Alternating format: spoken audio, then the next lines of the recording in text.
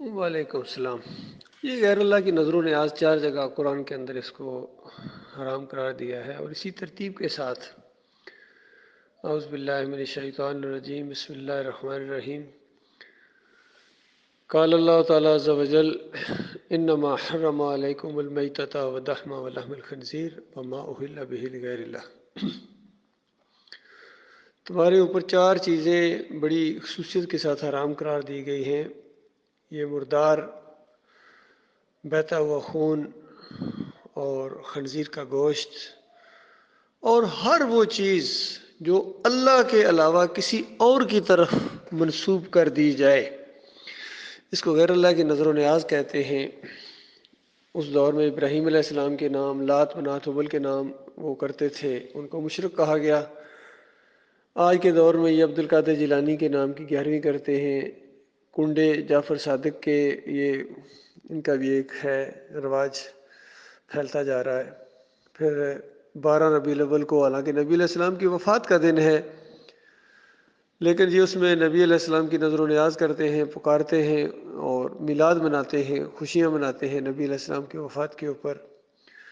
تو شیطان نے ان کو الٹی پٹی پڑھا دی ہے۔ صحیح دین اب بہت کم لوگ ہیں جو اس کو سمجھتے ہیں، لیکن ایک عظیم اکثریت انسانوں کی شیطان کے جال میں آ گئی ہے، اور سب سے زیادہ جو شیطان کی گوڑی بنے ہیں وہ یہ مسلمان لا الہ الا اللہ محمد رسول اللہ پڑھنے والے ہیں۔ دیکھیے کلمہ پڑھتے ہیں لا الہ الا اللہ، اللہ کے علاوہ کوئی الہ نہیں۔ الہ وہ ہوتا ہے جو سارے اختیارات اپنی مٹھی میں رکھے، جس پر بھروسہ کیا جائے، توکل کیا جائے، جس کی نظر و نیاز کی جائے، پکارا جائے مدد کے لیے، نفع نقصان کا جو مالک ہو، براہ راست سنتا ہو، وہ اللہ ہے۔ اور ہم کہتے ہیں لا الہ الا اللہ، اللہ کے علاوہ کوئی الہ نہیں، کوئی نہیں جس کو پکارا جائے۔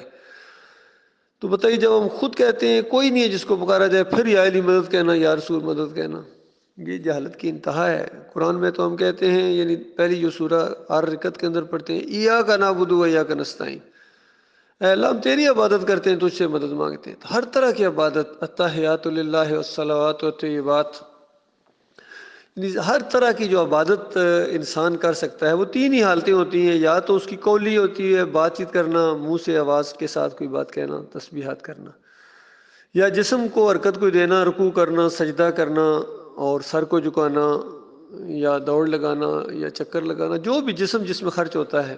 بال برابر بھی اگر جسم جس چیز میں عبادت کے لیے خرچ ہوتا ہے وہ خالص اللہ کے لیے ہے۔ اور تیسری چیز ہے نظر و نیاز کا معاملہ ہے، جس میں مال خرچ ہوتا ہے، تو اس میں یہ چاہے چاول ہوں یا بریانی ہو یا یہ جو مٹھائی ہو، جو بھی ہو، نظر بکرا چھترا ہو، مرغی ہو، انڈا ہو، اگر اللہ کے علاوہ کسی اور کا چڑھاوا چڑھایا، کسی قبر کے اوپر، کسی مزار کے اوپر، کسی پیر صاحب کے سامنے، یا کسی ایسی جگہ جہاں پیر صاحب بیٹھا کرتے تھے وہاں جا کے دیگ پکائیے جی۔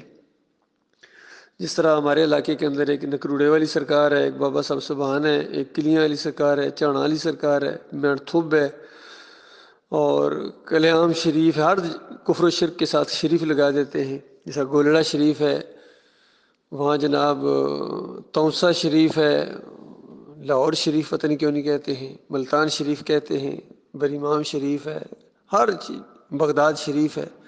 جو کفر شرک کا اڈا ان کا ہوتا ہے وہاں شریف ساتھ لگا کے اس شریف کا نام جو ہے نا، وہ جو کرپشن کریں، مذہبی کرپشن کریں، دینی کرپشن کریں، بس نام شریف ہے جی۔ تو نام رکھنے سے کچھ نہیں ہوتا ہے، اصل چیز تو یہ وہ کارنامے کیا انجام دے رہا ہے، وہ کرتوت کیا کر رہے ہیں، یہ اصل چیز ہے۔ یہ بالکل غیر اللہ کی نظر و نیاز ہے، یہ حرام ہے، سور کے گوشت سے زیادہ حرام اللہ تعالیٰ نے اس کو قرار دیا ہے۔ جو اس کو نظر و نیاز کرتا ہے یہ عبادت ہے۔ حالانکہ نماز کے اندر ہم یہی کہتے ہیں ہماری 3 قسم کی عبادت ہے، قولی، مالی، فعلی، وہ رب العالمین کے لیے، ان صلاتی و نسکی و محیای و مماتی للہ رب العالمین، اس طرح بھی اقرار کیا جاتا ہے کہ میری قربانی، میرا جینا، میرا مرنا، سب کچھ میری صلات ایک ہستی کے لیے، اس کا نام اللہ ہے، الرحمن ہے، الرحیم ہے، غفور الرحیم ہے، اس کے لیے، کسی اور کے لیے نہیں ہے۔ تو یہ انبیاء ہمیشہ یہی تعلیم دیتے رہے، ایمان کی، عقیدے کی، توحید کی، ان کا بہت زیادہ لگاؤ ہوتا تھا اللہ کی بندگی کے ساتھ۔ وہ کبھی بھی اس طرح کی تعلیم نہیں دیتے تھے کہ تم اللہ کو چھوڑ کر ہماری یا کسی اور کی کرنا شروع کر دو۔ بعد میں جب لوگ گمراہ ہو جاتے ہیں، بے دین ہو جاتے ہیں، پھر وہ انبیاء کی پوجا کرنا شروع کر دیتے ہیں. بالکل ہماری قوم کی طرف دیکھ لو، جو ہماری قوم آج کر رہی ہے، مزاروں کے اوپر عرس کر رہی ہے، غیر اللہ کی نظر و نیاز کر رہی ہے، یہ ساری مشرق قومیں اسی طریقے سے کرتی ہیں. تو یہ بالکل گمراہ ہو گئے ہیں، راستے سے ہٹ گئے ہیں. اب ضرورت اس بات کی ہے کہ ان کو توحید کی دعوت دی جائے، ایمان عقیدے کی دعوت پہلے دی جائے. نماز روزہ یہ بات کی باتیں، عمرہ حج یہ بات کی باتیں ہیں. ایک 11ویں کرنے والا، غیر اللہ کی نظر و نیاز کھانے والا، کنڈے کرنے والا، یا علی مدد کے نعرے لگانے والا، گھوڑے کا پجاری، گائے کا پجاری، یہ نماز پڑھے گا تو اس کو کیا ملے گا؟ اس کو تو نماز کا معنی بھی نہیں آتا ہے. تو یہ مسئلہ ہے اصل.